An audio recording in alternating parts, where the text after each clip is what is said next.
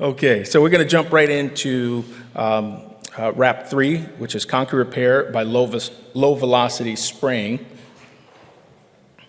And again, this guide also provides a link, a hyperlink to, so you can watch the video presentation of the most current presentation of this document. So low velocity spraying, it's very similar to like wet mix shotcrete. The big difference here is the velocity. With wet mix shotcrete, you're going to be around 80 to 100 feet per second, versus low velocity spraying, you're going to be around 20 to 30 feet per second. So a lot of these materials are pre-packaged, right? So they come in a bag, and you mix them with water, and so they're highly engineered materials, and that's another difference than shotcrete. You can also get prepackaged shotcrete as well, but a lot of these materials are prepackaged. So it's important to read the manufacturer's instructions and understand what type of properties to expect out of these materials.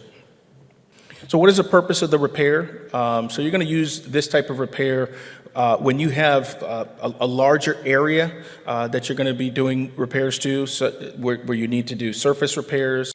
It can even be structural repairs, cosmetic, vertical, overhead applications, but just a medium to larger surface area that you're going to be repairing, as opposed to, let's say, like a hand applied, where it's going to be very small, very sporadic. This is going to be larger, more widespread area, and that's why we're using the pneumatic equipment, the spray equipment, to cover that area and give us some output on the project.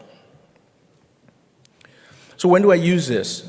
Typically, again, for vertical overhead, if the repair range is anywhere from a 1/2 inch to 4 inches, we can do that much in a single lift in terms of depth.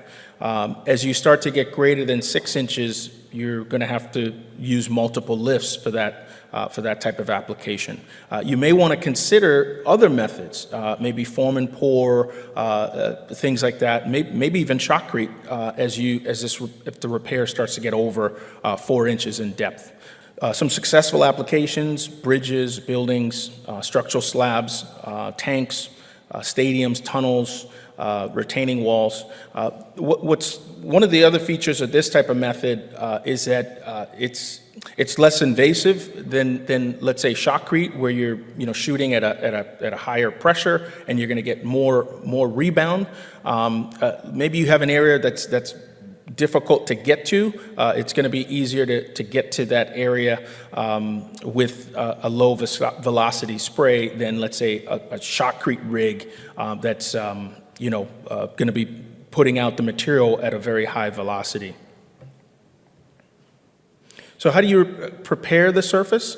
So what you're looking for here, you're looking for a CSP, again, going back to our ICRI surface prep guidelines, CSP of greater than 7. And I've got a diagram there at the bottom. You can see what 7 looks like, and we can go higher than that. But basically, we want a rough surface, right? We want a surface that's going to have a profile of plus or minus 1/8 of an inch type profile. Nice rough surface, and we can achieve that surface from using hydrodemolition, right? Where we use water at very high pressures, 8,000, 10,000 psi, and we're opening that surface up and creating that profile. We can achieve that by sandblasting as well. Again, with sandblasting, you have to be careful. Check with your municipal. A lot of municipals have banned sandblasting, and we can also achieve that by pneumatic hammers, right? But we have to avoid bruising and micro cracks in the concrete. And the way we do this is by using more pointed tip equipment as opposed to like bushing hammerhead equipment. And then lighter hammers, 30 pounds or less would be preferred. We also want to check the surface for any contamination, things like chemicals, oils, soaps. Is the concrete carbonated, right? These are all things that we want to find out, because they're going to affect the bond of the repair system that we're putting on. Okay. You also want to have an SSD surface. So this means saturate surface dry. So we want to make sure that the surface is wet. These materials are cement based, right? So they they're going to use water. And so anything cement-based, we want to make sure we maintain that water-cement ratio, just like concrete. So to satisfy that condition, we want to make sure that the surface is wet, so it doesn't pull any moisture out of our repair material. And that allows our repair material to perform, to provide the best performance that it can. Okay, so how do I select the right material? The simplest thing here is there's a lot of different resources that are out there for selecting the right material.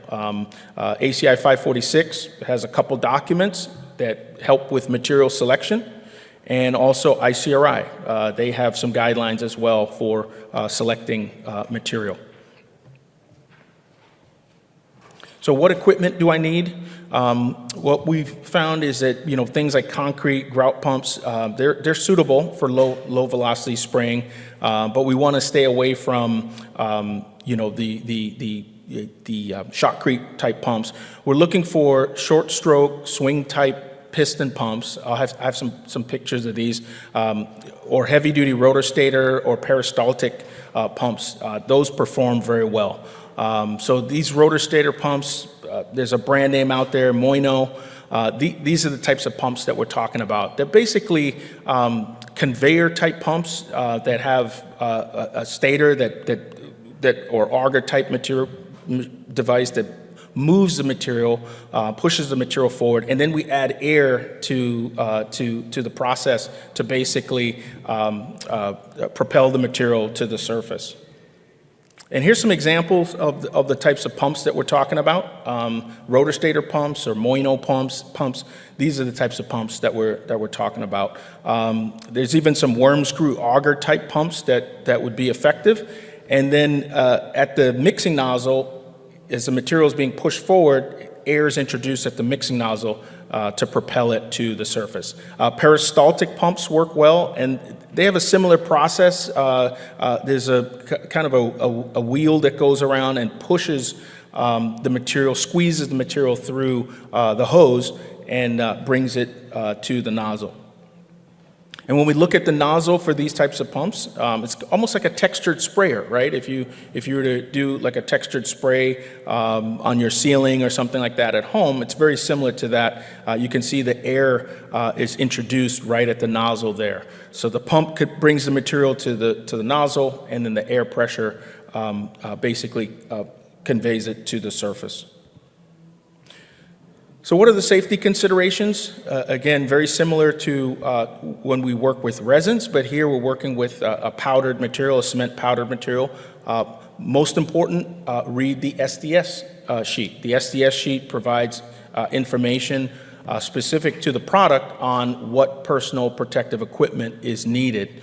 But again, eye protection, gloves, protective clothing, shoes, things like that. That's all stated inside the SDS sheet.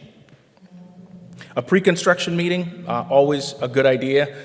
You're dealing with equipment, you're dealing with pressure, you're dealing with material that's going to be sprayed, pneumatically applied. So it's always a good idea to work all